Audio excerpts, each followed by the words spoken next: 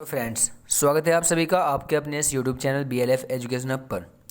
दोस्तों, आशा करता हूँ आप सब ठीक होंगे और अपनी जो बोर्ड की प्रिपरेशन है वो अच्छे से कर रहे होंगे।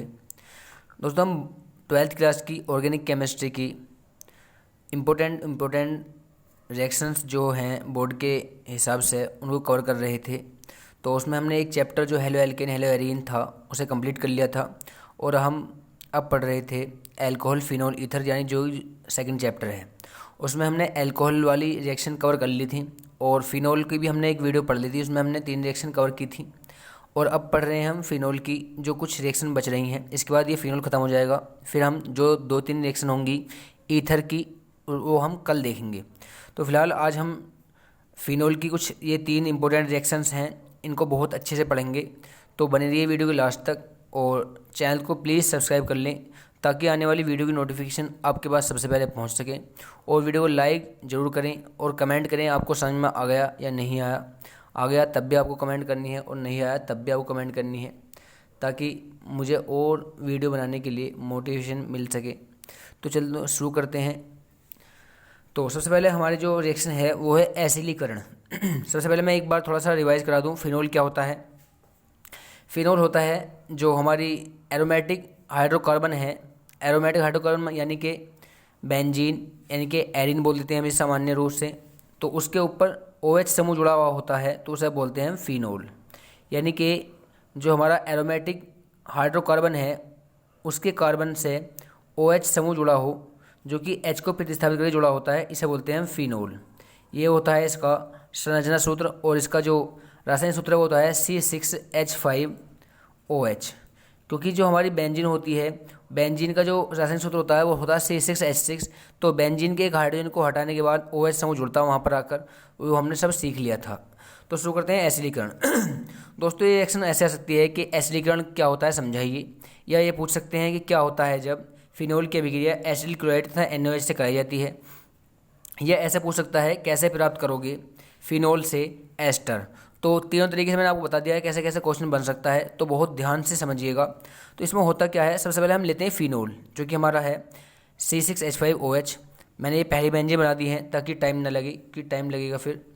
तो मैं सोचता हूँ कि थोड़े थोड़े टाइम में हम बहुत सारा सिलेबस कवर कर सकें। तो हमने ये फिनोल ली, फिनोल की अभिक्रिया कराते हैं हम एसिटिल क्लोराइड। दोस्तों, एसिटिल क्लोराइड होता है CH3COCl, इसे हम ऑयल क्लोराइड बोल देते हैं। तो ये जो ग्रुप होता है, ये मैंने फॉर्मूला लिख दिया है यहाँ पर, ये ऑयल क्लोराइड ग्रुप होता है COCl। अगर मैं C2H5 जोड़ दूंगा तो एथेनॉइल क्लोराइड हो जाएगा, C3H7 जोड़ दूंगा प्रोपेनॉइल क्लोराइड हो जाएगा। तो फिलहाल ये क्या हमारा एसिटिल क्लोराइड है, या मेथेनॉइल क्लोराइड बोल सकते हैं हम इसे, या सॉरी मेथेनॉइल बोल रहा हूँ मैं, एथेनॉइल क्लोराइड। कि 2 कार्बन है तो एथ हो जाएगा एथेनॉइल क्लोराइड।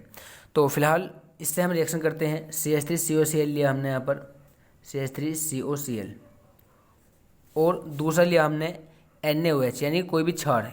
NaOH ले सकते हैं हम, KOH भी ले सकते हैं हम, यानी क्षार होना चाहिए वो। तो जब हम इसकी रिएक्शन करते हैं फिनोल के साथ तो होता क्या है, यहाँ पर जो Na और OH का बॉन्ड है, यहाँ मैं दिखा दूँ, यहाँ पे NaOH, यहाँ से ये बॉन्ड जो है ये शिफ्ट हो जाता है ऑक्सीजन पे। तो ऑक्सीजन पे क्या जाता है माइनस और Na पे क्या जाता है प्लस। इस NaOH की बात कर रहा हूँ मैं। तो यहाँ पे OH माइनस हो जाता है, Na प्लस हो जाता है। जब यहाँ रिएक्शन होती है तब ये ध्रुवीकरण होता है इनके बीच में। यहाँ पर जो Cl है और जो C है, इसके बीच में जो बॉन्ड है वो शिफ्ट यहाँ पर हो जाता है और इस कार्बन पर आ जाता है प्लस और इस Cl पर आ जाता है माइनस। तो इसका माइनस और यहाँ पर Na का प्लस, अब इसमें रिएक्शन कर लेते हैं और क्या बन जाता है NaCl। देखो, बहुत सिंपल मैंने समझाया आपको क्या क्या हुआ। NaOH का बॉन्ड टूटा तो Na प्लस बना, OH माइनस बना। क्योंकि जिसके पास से इलेक्ट्रॉन जाता है उसके ऊपर प्लस आता है और जिसके पास जाता है उसके ऊपर माइनस आता है। इसे हम ऐसा समझ सकते हैं कि लेने वाला ऋणी होता है और देने वाला धनी यानी धनात्मक होता है। अब इसके पास क्यों नहीं आया, वो इसी के पास क्यों गया, मैंने ये वजह बताई थी कि ऑक्सीजन की जो विद्युत ऋणात्मकता है वो ज़्यादा होती है सोडियम से। यानी कि ऑक्सीजन इलेक्ट्रॉन को खींचने की ताकत रखता है, इसके अंदर ज़्यादा ताकत होती है इलेक्ट्रॉन के जोड़े को खींचने की, तो इसके पास ले जाता। कभी आप ये सोच रहे हो कि Na के पास क्यों नहीं जाता। ऐसे यहाँ पे Cl के पास क्यों गया, C के पास क्यों नहीं गया, क्योंकि इन दोनों में कंपैरिजन ये होता है कि हमें ये देखना होता है कि इन दोनों में से अधिक विद्युत ऋणी इलेक्ट्रोनिगेटिव कौन सा परमाणु है। तो यहाँ पर Cl ज़्यादा है तो Cl पे माइनस आ जाएगा और इस पर क्या जाएगा प्लस। ये सब अंदर होता है, इससे मैं समझा रहा हूँ, बिल्कुल सिंपल रिएक्शन है ये। तो मैं बता रहा हूँ कि असल में हुआ होता क्या है अंदर, मैं ये समझाना चाह रहा हूँ आपको। तो यहाँ से OH और यहाँ से ये जो O और H के बीच का जो बॉन्ड है यहाँ पर ये टूटेगा, ये बॉन्ड यहाँ पहुँचेगा तो इससे माइनस आएगा, इससे प्लस आएगा, तो H जाएगा OH के साथ और क्या बन जाएगा H2O। तो बिल्कुल सिंपल रिएक्शन थी। अब बचा क्या वो देख लीजिए, यहाँ पर ऑक्सीजन बचा वो लगा दो, यहाँ से Cl चला गया, क्या बचा COCH3 बचा, यानी कि C का बॉन्ड खाली हुआ है तो C जुड़ेगा इस ऑक्सीजन से, क्योंकि जिसकी जगह खाली होती है वही जुड़ता, तो C की जगह खाली हुई है तो C जुड़ जाएगा। बाकी दो CO इसके ऊपर O था और जैसे जुड़ा हुआ था CH3 वो ऐसे का ऐसे ही रहेगा। तो ये क्या होगा, हमारा एस्टर हो गया। एस्टर क्या होता है दोस्तों, एस्टर होता है RCOR, तो ये क्या है AR, ये AR है यानी एरीन है, और ये COOR है, COOR, तो ये हमारा ग्रुप हो गया, यानी कि क्या बन गया ये एस्टर, तो हमें एस्टर प्राप्त हो गए। तो बिल्कुल सिंपल रिएक्शन थी। दूसरी रिएक्शन देखते हैं हम।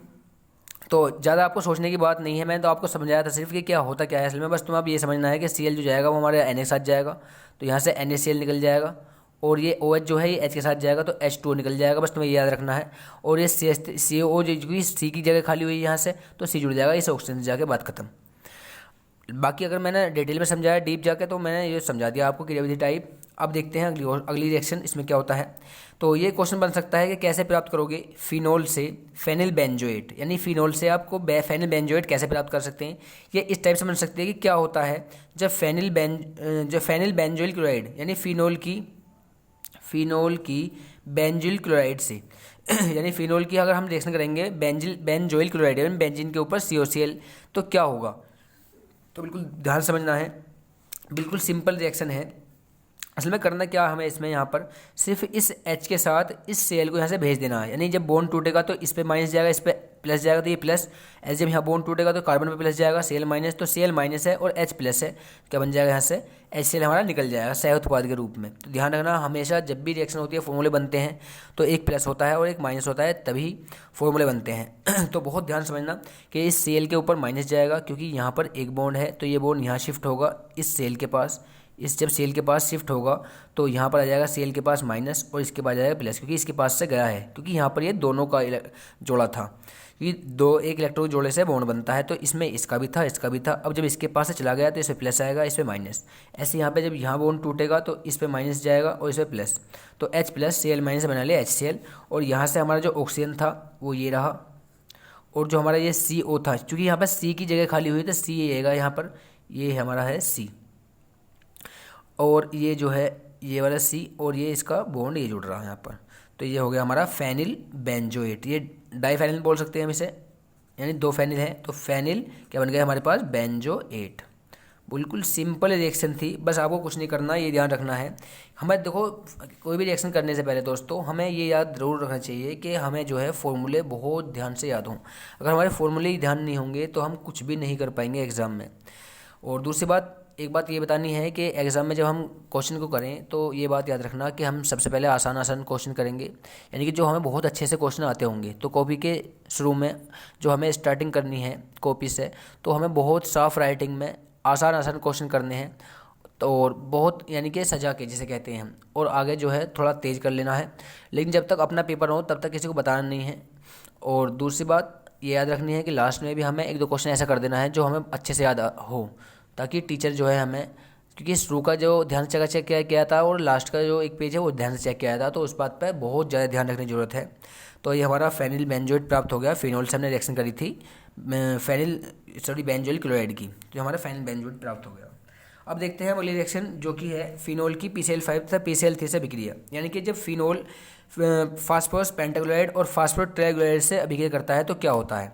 या ये पूछ सकता है क्वेश्चन आपसे कि क्या होता है जब फिनोल की अभिक्रिया PCl5 से कराई जाती है, या क्या होता है जब फिनोल की अभिक्रिया PCl3 से कराई जाती है। तो बिल्कुल सिंपल रिएक्शन है, समझिए ध्यान से बिल्कुल। हमें सबसे पहले हम करते हैं PCl5 से। दोस्तों एक बात हमारी मेरी ये याद रखना है लाइफ में, जब भी PCl5 यानी फास्फोरस पेंटाक्लोराइड की से रिएक्शन करता तो हमेशा POCl3 जरूर निकालता। यानी कि अगर मैं इसकी बात करूँ तो यहाँ पर देखो 5 तो Cl हैं, एक फास्फोरस है, एक ऑक्सीजन, तो PO और 3 Cl निकल जाएंगे यहाँ से, POCl3 निकल गया यहाँ पे हमारे पास। तो POCl3, अब हमारे पास दो Cl बचे, क्योंकि 3 Cl तो हमारे निकल गए हैं। रिएक्शन संतुलित करने समझा रहा हूँ मैं आपको कि हमारे पास यहाँ पर बचे हैं 2, तो एक Cl चला जाएगा इस H के साथ, तो HCl बन जाएगा यहाँ से। अब बचा क्या हमारे पास, एक Cl बचा, तो वो समझ लीजिए कि 3 और एक 4 सेल निकल गए हैं, एक सेल बचा, तो वो सेल कहाँ पहुँच जाएगा हमारा यहाँ पर। यहाँ पर क्यों पहुँचा, क्योंकि यहाँ से जगह खाली हुई थी, यहाँ से ऑक्सीजन भी चला गया और एच भी चला गया, तो यहाँ पर जगह खाली है तो सेल वहाँ जाकर चला जाएगा। तो ये क्या बन गया हमारा हेलो एरीन, ये हेलो ये एरीन, यानी कि अगर सिंपल नाम है तो क्या है क्लोरोबेंजीन। तो ये क्या बन गया हमारे पास क्लोरोबेंजीन। तो बिल्कुल सिंपल रिएक्शन थी, बस 3 सेल चलेंगे यहाँ पर POCl3 के साथ और एक सेल चलेगा H के साथ, HCl बन जाएगा और एक सेल जुड़ जाएगा हमारे यहाँ पर जाकर, तो क्लोरोबेंजीन बन जाएगी यानी कि हेलो एरीन। दूसरी देखते हैं हम, ये हमारी फिनोल की अभिक्रिया कर रहे हैं हम PCl3 से। तो जब हम फिनोल की अभिक्रिया PCl3 से करते हैं तो देखो क्या होता है, बिल्कुल सिंपल रिएक्शन है। सबसे पहले तो हमें ये ध्यान रखना है कि PCl3 से कर रहे हैं तो इसका मतलब अगर इस H के साथ Cl3 जाएंगे तो हमारे पास 3 हाइड्रोजन होने चाहिए।